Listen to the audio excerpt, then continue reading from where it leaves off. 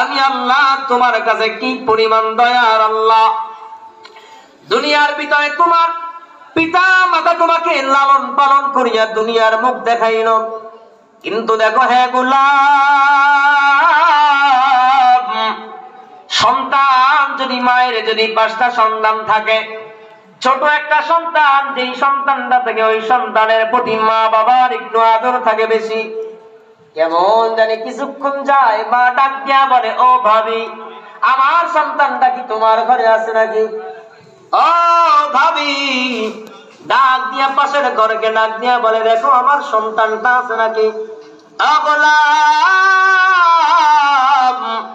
আমার আল্লাহ বলে, ওই পিতা মাতার যদি অবাধ্য করলে সন্তান, একদিন অবাধ্য করার পর তোমার পিতা মাতা তোমার সাথে কেমন জানি সম্পর্ক রাখতে চায় না। 2 দিন 3 দিন 4 দিন যদি অবাধ্য করো, মানুষ যদি জিজ্ঞাসা করে এই সন্তানটা কার, তোমার পিতা মাতা বলে, আমার কোন সন্তান নাই, এই অন্যায় করনেওয়ালা আমার সন্তান না, আমার সন্তান না। বরং টাকা দেখরে গোলাম, যেই মা তোমাকে লালন পালন করিয়া এত কষ্ট করিয়া এত কষ্ট সহ্য করিয়া দুনিয়ার মুখ দেখাইল রে গোলাম, যেই মায়ের গর্ভের ভিতরে যেই সময়টা তুমি ছিলা, ওই মা প্লেট নিয়ে যখন খানা খাওয়ার জন্য সামনে বসতেন, গোলাম একটু লক্ষ্য করে দেখ, তুই সন্তান তোর মায়ের পেটের ভিতরে খেলার জন্য খেলা করার সময় তুই আস্তে করে একটা লাথি মারিয়া দিদি পেটের ভিতরে বৈশা। গোলাম, তুই তো দুনিয়ার রং তামাশা দেখো নাই, আমি আল্লাহ তোমাকে ওই গর্ভের ভিতরে রাখলাম, তোমার মা খাবারের প্লেটটাকে সরায় দিল, সরায় দেওয়ার পর মা মা বলিয়া চিৎকার করিয়া জায়গায় শুয়ে গেল।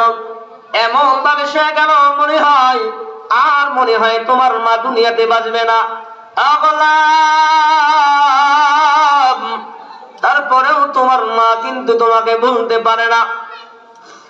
গোলাম, তুই যেই সময় দুনিয়ার ভিতরে আগমনের সময় হয়ে আসলো রে গোলাম, তুই একটু খেয়াল করিয়া দেখলে গোলাম, তোর মা তোকে কি পরিমাণ কষ্ট করিয়া দুনিয়ার মুখ দেখাইল। গোলাম, ওই মায়ের সাথেও যদি তুই অন্যায় করো, তোর মা কিন্তু তোকে পরিচয় দিতে চায় না। আর আমি আল্লাহর সাথে যত বড় নাফরমানি করো না কেন গোলাম, আমি আল্লাহ পাক রব্বুল আলামিন তোমাকে তো একটা বারের জন্য আমার দরজা থেকে ফিরা দিলাম না। আরো বলি আয় আয় আয়, আমার দরজা হলো রহমানের দরজা, আমার দরজা হলো রহিমের দরজা, আমার দরজা হলো গফুরুর রহিমের দরজা। আমার দরওয়াজায় যদি গোলাম গুনাহ নিয়ে যদি আসিয়া যদি চোখের 2 পাটা পানি ফেলায়া কান্না করিয়া যদি বলো আল্লাহ, জীবনে তো অনেক গুনাহ করলাম, আর করবো না রে আল্লাহ, জীবনে এমন কোন গুনাহ নাই যে গুনাহের কাজ আমি করলাম না রে আল্লাহ। আল্লাহ, আপনি ছাড়া কেউ জানে না, কেউ জানে না, কেউ জানে না আমার গুনাহের খবর। আল্লাহ, আমার অন্যায়ের খবর কেউ জানে না। আল্লাহ, আমার যদি এই রাতের বেলা যদি মরণ হয়ে যায়, কত মানুষ আমাকে দেখার জন্য আসি আমার মুখের কাপড়টাকে সরায় সরায় দেখবে, আর চোখের পানি ফালাইয়া ফালা বলবে, ও বন্ধু, আর কি তুই আমাদের সাথে চায় আড্ডায় বসবি না রে বন্ধু? আরে গোলাম, আল্লাহর নবীর একজন সাহাবী, আল্লাহর একজন নবীর সমান একজন যুবক রাস্তার কিনারায় বসিয়া গুনগুন করিয়া কান্না করে। এক পর্যায়ে কান্নারত অবস্থার ভিতরে হযরত ওমর রাস্তার থেকে হাঁটিয়া যাচ্ছেন।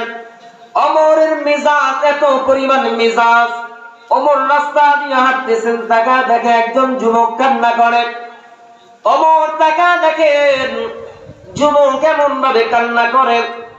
অনেক কান্না দেখবেন এমন আছে যে ওই ব্যক্তির কান্না দেখলে নিজের চোখেও পানি চলে আসে। ওমর তাকা দেখে ওই যুবক ভাবে চোখের পানি পালায়া এমন ভাবে কান্না করে, ওই যুবক বড় কষ্ট নিয়ে কান্না করতে করতে এক পর্যায়ে যুবকের ভিতরে একটা আহারি ভাব শুরু হয়ে গেল, কাঁপা শুরু করে দিল। ওমর নিকটে গিয়া ডাক দিয়া বলে, ও যুবক, এই নবী ইসলামের জমানায়, ও যুবক তুমি কি জন্য কান্না করো জানতে চাই।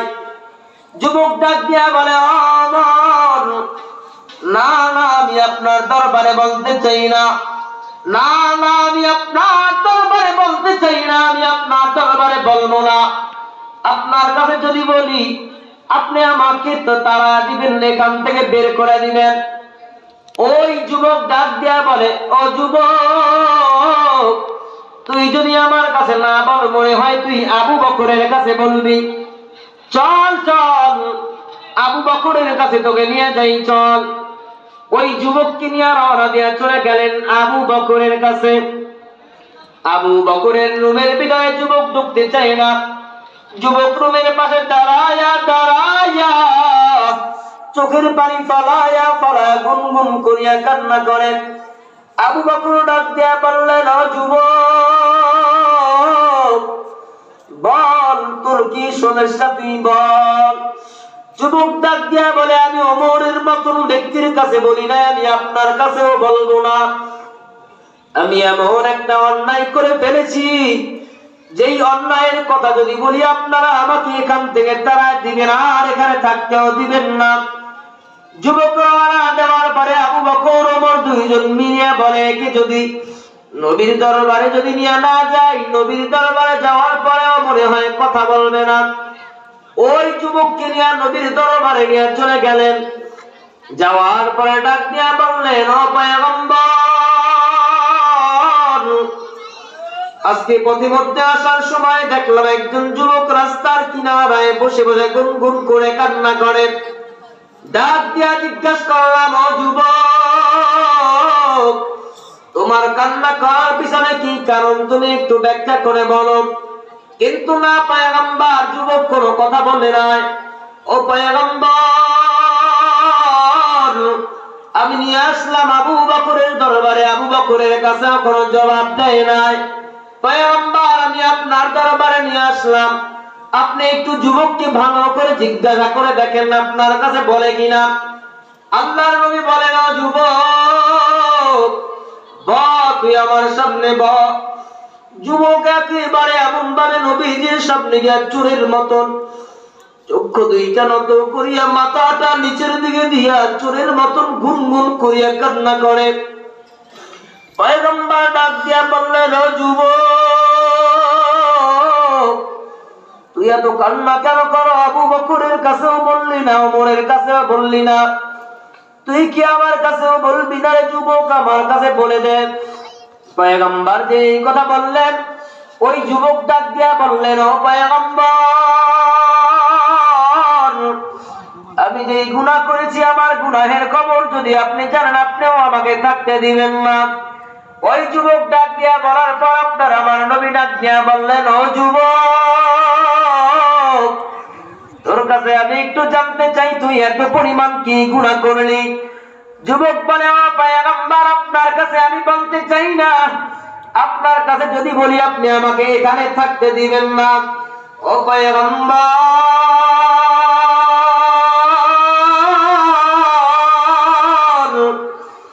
আমি তো এমন একটা গুনাহ করলাম, মারাত্মক গুনাহ, যে গুনাহের খবর আমাকে এখনো পর্যন্ত কাঁদায় আমি আর কান্না না থামাইতে পারি না।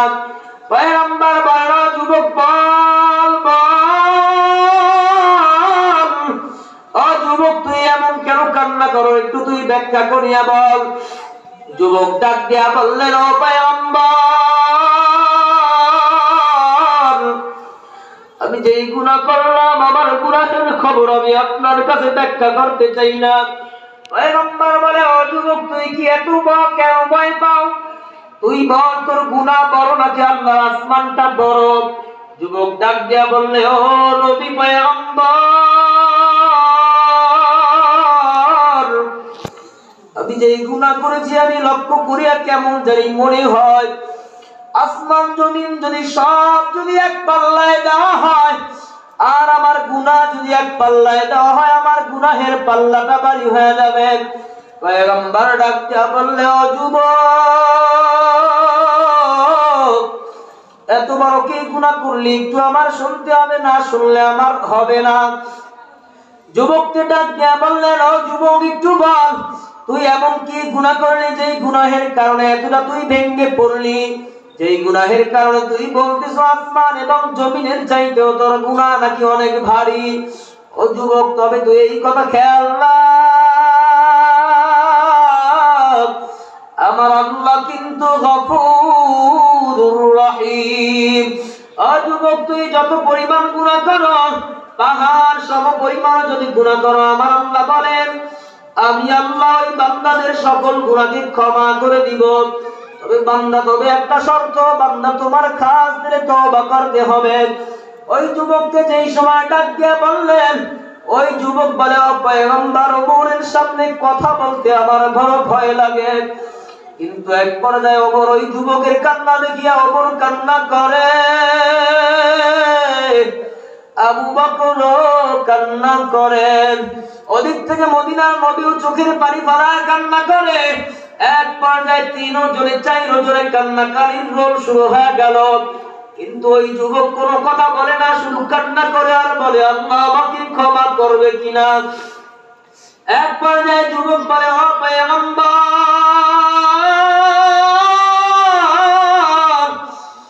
আপনি জানেন না আমি বড় একজন গরিব একজন সাহাবী, আমি গরিব একজন ব্যক্তি, গরিব একজন মানুষ, আমি প্রতিদিন খাবার খাওয়ার মতন কোনো আমার রিজিকের কোনো ব্যবস্থা নাই, আমি দৈনন্দিন কোনো কাজ পাই না যেই কাজ করে আমি খাবার জোগাড় করব। তবে আমি একটা জিনিস খেয়াল করলাম, একটা জিনিস যদি করি এর চাইতে কোনো বিকল্প কোনো রাস্তা নাই। পয়গম্বর, এক পর্যায়ে আমি দেখলাম কি করা যায়, চিন্তা ভাবনা করে আমি ম্যানেজ করে নিলাম, যেই মানুষগুলা এলাকার থেকে মারা যাবে ওই মানুষগুলার কাপড়গুলো আমি চুরি করিয়া করিয়া বিক্রি করব। পয়গম্বর, একদিন নয় 2 দিন নয়, দীর্ঘদিন যাবত মানুষ মারা যায়, দিনের বেলা দাফন দেয়, আমি জানাজা গিয়া হাজির হই, জানাজা পড়ার পরে রাতের বেলা গভীর রজনীতে কোদাল একটা সাথে নিয়া মাটি সরায় সরায় কাপড় নিয়ে আমি বিক্রি করিয়া সংসারকে চালাই। পয়গম্বর, এক পর্যায়ে আমি যেই সময়টা আমার এক পর্যায়ে এমন যেই চলতে চলতে একদিনকার হঠাৎ করে আমি একটা জানাজায় চলে গেলাম, একটা জানাজায় যেই মুহূর্তে চলে গেলাম, পয়গম্বর আপনার কাছে আমি কি বলবো আমার গুনাহের কথা। আমি লক্ষ্য করিয়া দেখি পয়গম্বর, আমার এলাকার ভিতরে একজন সুন্দর রমণী একটা মেয়ে ছিল যাকে আমি খুব মহব্বত করতাম। ও পয়গম্বর, আমি শুনলাম হঠাৎ করিয়া ওই যুবক নাকি দুনিয়ার থেকে, যুবতী নাকি দুনিয়ার থেকে বিদায় হয়ে চলে গেল। ও পয়গম্বর, আমি জানাজায় চলে গেলাম, দোয়া করলাম, জানাজার পরে দোয়া করার পরে আমি পয়গম্বর দিন সময় দোয়া করার পরে আমি চলে আসলাম। রাতের বেলা আমি তাকায় দেখি রাতের বেলা চলে গেলাম আমি ওই কবরের কাপড়কে নেওয়ার জন্য। ও পয়গম্বর, যেই সময়টা আমি কবর খনন করার জন্য চলে গেলাম, যাওয়ার পরে কবর খনন করে ভিতরে ঢুকলাম, খনন করার পরে আমি ওই কাপড়ের মুষ্টি খোলার পরে তাকায় দেখি ওই সুন্দরী রমণী। ও পয়গম্বর, আমি কাপড় সবগুলো খুলিয়া যেই সময় নিয়ে যাই কেমন জানি আমার ভিতরে শয়তান একটু ওয়াসওয়াসা দেওয়া শুরু করলো। ও পয়গম্বর, আমি কি বলবো, এত বড় আমি নিষ্ঠুর পয়গম্বর, আমি ওই লাশের সাথে খারাপ কাজের ভিতরে লিপিবদ্ধ হয়ে গেলাম। খারাপ কাজ করি আমি যেই সময়টা ওইখান থেকে চলে যাই, যাওয়ার সময় আমি ওঠার পরে কেমন জানি পয়গম্বর, আমি কেমন জানি আওয়াজ পাই কবর থেকে ডাক দিয়া বলে, যুবতী, ও যুবক, তুই কোন জায়গার যুবক, একটু তোর নাম ঠিকানা একটু দিয়ে যা। কিয়ামতের ময়দানে আল্লাহ পাক রব্বুল আলামিন আমাকে যেই সময় নাপাক অবস্থায় দাঁড় করাবে, আমি যেন বলতে পারি আল্লাহ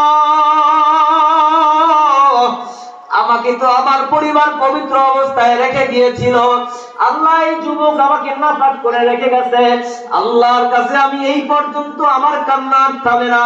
পয়গম্বর ডাক দিয়া বলে, ও যুবক, এমন গুনাহ কি কোনো বান্দা করে?